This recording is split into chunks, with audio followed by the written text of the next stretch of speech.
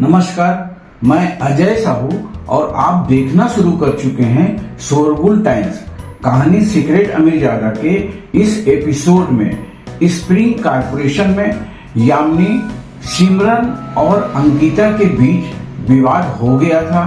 Yamini spring corporation के बाहर सड़क पर बैठकर जोर जोर से रो रही थी क्योंकि उसे उसकी हरकत की वजह से सिमरन और अंकिता के बॉडीगार्ड ने थप्पड़ मार दी थी। इसी बीच वहां पर आहान और सनाया भी पहुंच गए थे। विवाद बढ़ता देख आहान इस मामले को हैंडल करने आगे आता है, पर सनाया उसे यह कहकर रोक देती है, इसे मैं अपने तरीके से हैंडल कर लूंगी। सनाया ने आहान को बीच में आने से मना कर दिया था। इस कहानी की शुरुआत कुछ इस तरह से होती है। चलिए अब जानते हैं इस एपिसोड में और क्या कुछ नया होता है। सनाया, ये तुम क्या कह रही हो?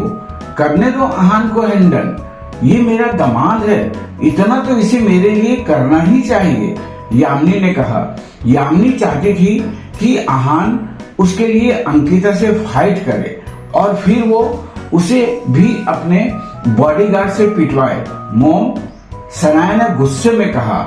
सनाया आहान की मदद नहीं लेना चाहती थी, पर यामिनी हर बात में उसके खिलाफ जाती थी। सनाया, इसमें गलत क्या है? अगर ये मेरा दामाद है, इसे करने दो, यामिनी ने कहा। उसका मकसद सिर्फ आहान से बदला लेकर उसे बेइज्जत करवाना था। तभी अंकिता घर देखकर बाहर निकली। उसके पीछे पीछे उसका बॉडीगार्ड अब सिमरन भी था। ये गंवार अभी तक यहाँ से गई नहीं, अंकिता ने कहा। उसने सोचा था कि इतना सब होने के बाद तो वो वहाँ से तुरंत भाग जाएगी। हो सकता है इसके बेटी अपने बॉडीगार्ड को लेकर आई हो। सिमरन ने ताना मारते हुए कहा, चलो फिर चलकर देखते हैं, अंकिता ने कहा। अंकिता देखना चाहती थी कि आखिर ऐसा कौन था जिसकी वजह से यामिनी ने उसे परेशान किया था। आहान, अगर तुम सच में मर्द हो तो जाओ उस औरत को 2 थप्पड़ लगा कर आओ। इस वक्त यामिनी अपना गुस्सा निकाल रही थी। उसे नहीं पता था कि अंकिता, उसका बॉडीगार्ड और सिमरन पीछे ही हैं। ये सब सुनकर अंकिता दांत पीसने लगी। उसे लगा था कि यामिनी डर गई थी, पर सच ये था कि वो उसके पीछे उसकी चुगली कर रही थी। यू क्रेजी वुमेन, अंकिता चिल्लाई। उसे वहां देखकर यामिनी हड़बड़ा गई। वो अंकिता को सब समझाना चाहती थी। अंकिता जी, जैसा आप समझ रही हैं वैसा कुछ नहीं है। इसे तब तक समझ नहीं आया है कि मैं कौन हूँ। इसे अच्छे से समझाओ। अंकिता किसी की सुनने वाली नहीं थी। उसने अपने बॉडीगार्ड की तरफ इशारा करते हुए कहा। अंकिता के बॉडीगार्ड के बारे में सोचकर यामिनी कांपने लगी थी। उसने उसका हमला पहले सहन किया हुआ था। आपने मेरी मोम को हाथ भी कैसे लगाया? इस बार सनाया ने पूछा। उसके आवाज में गुस्सा साफ झलक रहा था। तुम्हारी मोम की हरकतें ही ऐसी है, वो यही डिजर्व करती है, अंकिता ने कहा। यू, सनाया गुस्से में उबलने लगी थी। वो अंकिता की तरफ आगे बढ़ी। स्टे अवे, अंकिता के बॉडीगार्ड ने कहा और उसके सामने आ गया। वैसे तुम्हारा बॉयफ्रेंड कहाँ है? तुम्हारी माँ ने तो कहा था कि वो कोई बहुत बड़ा हादसा है, अंकिता ने कहा। सनाया का कोई बॉडीगार्ड नहीं है। इस बार आहान आगे आया और उसने कहा, पर उसका पति है। अंकिता ने आहान से पूछा, क्या तुम इसके पति हो? आहान ने कुछ नहीं कहा, बस अंकिता के सामने आकर खड़ा हो गया और उसे घूरने लगा। जो बात करनी है मुझसे करो। तुमसे बात करूं? तुम हैंडल कर लोगे? अंकिता ने कहा। मैं हैंडल कर पाऊंगा या नहीं वो बाद में देखेंगे, आहान ने शांति से कहा। उसका बर्ताव बिल्कुल क्लम था। अंकिता को बहुत अजीब लगा पर अब इतने लोगों के सामने वो पीछे नहीं हट सकती थी। अंकिता ने अपने बॉडीगार्ड को इशारा करते हुए कहा, मेरी शक्ल क्या देख रहे हो? इतना सुनते ही वो बॉडीगार्ड आहान की तरफ बढ़ा। अंकिता का बॉडीगार्ड बहुत ही पत्थर दिल था, उसमें ताकत भी बहुत ज्यादा थी। कोई भी साधारण आदमी उसका पंच सहन नहीं कर सकता था। अंकिता सोच रही थी कि अगर आहान इसका पंच सहन कर पाता तो वो जिंदगी भर उसे दूसरों को डराने के लिए बोल सकता था। यामिनी और बिंदु दोनों डर के मारे सनाया के पीछे छुप गए थे। उन्होंने उस बॉडीगार्ड की बेरहमी देखी थी, पर सनाया शांत थी। उसके चेहरे पर कोई एक्सप्रेशन नहीं थे। उसे आहान की चिंता नहीं थी, बल्कि उस बॉडीगार्ड की चिंता थी।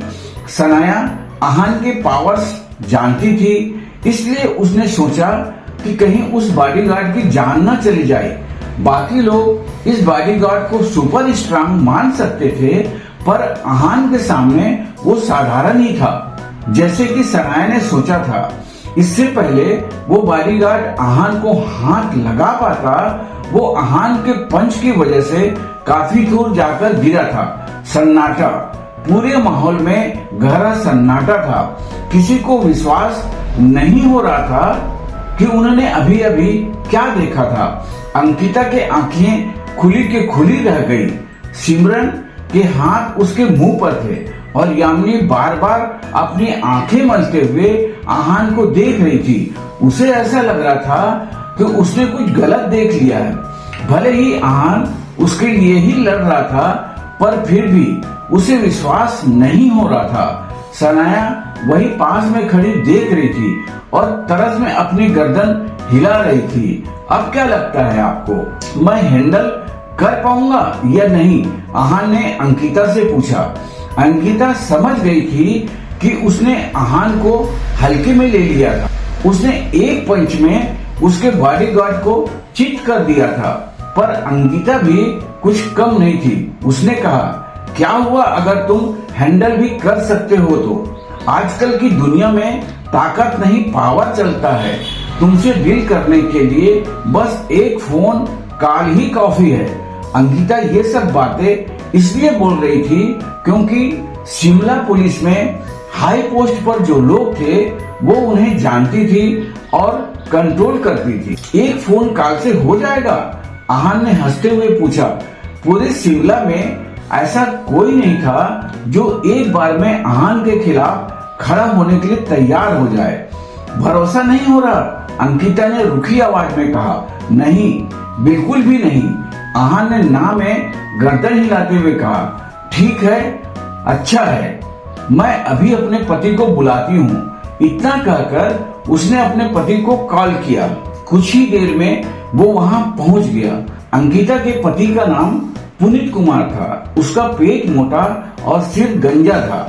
जब वो वहाँ पहुंचा तब अंकिता ने उसे सारी बात बताई। फिर वो आगे आया और उसने आहान से कहा, मेरा नाम पुनीत कुमार है। मैं तुम्हारी इस हरकत के लिए तुम्हें माफ कर दूंगा अगर तुम माफी मांग लो। पुनीत को ज्यादा ड्रामा करना पसंद नहीं था। ये सुनकर अंकिता गुस्सा हो गई। पुनीत ऐसे कैसे किसी को जाने दे सकता है? मैं तुमसे माफी मांगूं, तुम मुझे जाने दोगे? तुम में ऐसा क्या है? आहान ने हंसते हुए कहा। आहान की बात सुनकर पुनीत के चेहरे का रंग उड़ गया। इतने में पुनीत को आहान की गाड़ी दिखी। आहान का ऐसा एटीट्यूड देखकर पुनीत समझ गया था कि ये कोई साधारण आदमी नहीं है, बल्कि उसका बैकग्राउंड बहुत पावरफुल है। पुनीत को सब समझ आ रहा था, पर अंकिता नहीं समझ पाई थी।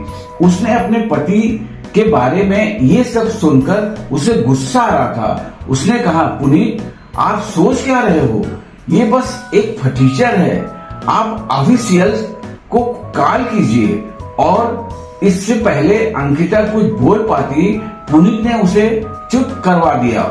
सेटअप देखिए, मेरी बीवी नादान है, उसकी तरफ से मैं माफी मांगता हूँ, पुनीत ने आहान से कहा।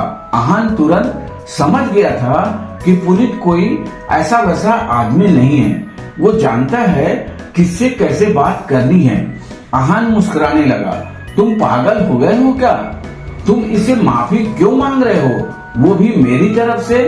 इससे पहले आहान भी कुछ बोल पाता, अंकिता जोर जोर से चिल्लाने लगी और गाली देने लगी। चुप रहो तुम, पुनीत जोर से चिल्लाया। उसकी आवाज सुनकर अंकिता 2 कदम पीछे हो गई और कांपने लगी।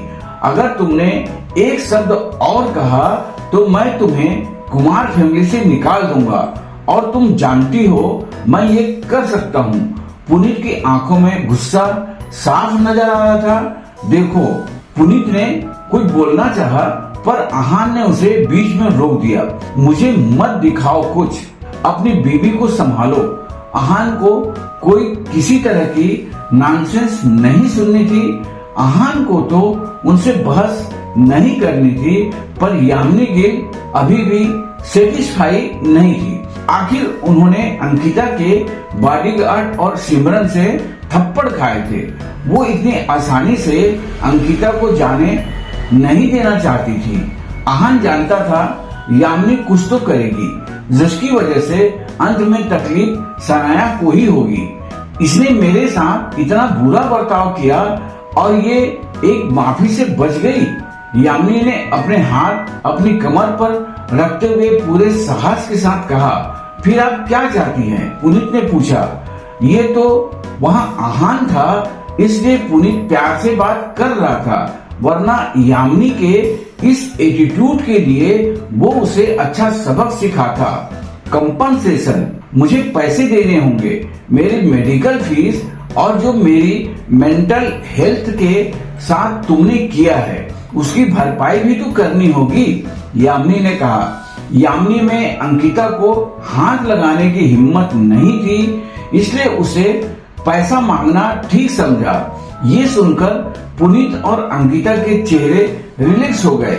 यामिनी जितने पैसे मांगती वो उसे उतने पैसे दे सकते थे। आपको कितने पैसे चाहिए? पुनीत ने पूछा। 50? नहीं, 1 लाख रुपए, मुझे 1 लाख रुपए चाहिए। यामिनी 50,000 बोलना चाहती थी, पर उसे लगा कि ये बहुत कम पैसे हैं, इसलिए उन्होंने 1 लाख की मांग की। उसने सोचा कि अगर वो पैसे कम करने के लिए भी बोलेंगे तो ज्यादा कम नहीं करेंगे, पर पुनीत ने ऐसा कुछ भी नहीं किया। वो एक बार में पैसे देने के लिए मान गया। ठीक है, आपको पैसे कैश में चाहिए या चेक में? आहान की शक्ल पर सुकून था। उसने मांगा भी तो सिर्फ 1 लाख। ऐसे सिचुएशन में अगर वो 10 लाख भी मांग लेती तो पुनीत उसे दे देता। यामिनी हैरान थी, पुनीत इतनी आसानी से कैसे मान गया। अब उसे लग रहा था कि शायद उसे ज्यादा पैसे मांगने चाहिए थे। कुछ पल सोचने के बाद उसने कहा, कैश? ठीक है, मैं अभी कॉल करके पैसे मंगवाता हूँ, पुनीत ने कहा। सनाया ये सब देख रही थी, उसे बहुत अजीब लग रहा था। वो सोच रही थी कि मोम 1 लाख रुपए के लिए ऐसे कर रही है। अगर उन्हें पता चल गया कि आहान का यहाँ करोड़ों का बंगला है तब क्या होगा? तब तो शायद वो पागल ही हो जाएगी। कुछ देर बाद वहाँ पर पुनीत का आदमी पैसे लेकर पहुंचा। उसने पैसे यामिनी को दिए। यामिनी ने कैश काउंट किया और जब सब सही था तो वो खुश हो गई। पुनीत ने आहान को रिस्पेक्टफुली बाय कहा और अंकिता को साथ लेकर चला गया। इसके बाद यामिनी को लगा था कि आज उसकी मौत पक्की थी, पर ऐसा कुछ नहीं हुआ। उल्टा अंकिता को अपने पति की डांट सुननी पड़ी और यामिनी को 1 लाख रुपए भी मिल गए थे। यामिनी समझ गई थी कि दोनों पति पत्नी के तेवर उसकी वजह से नहीं बल्कि आहान की वजह से बदले थे।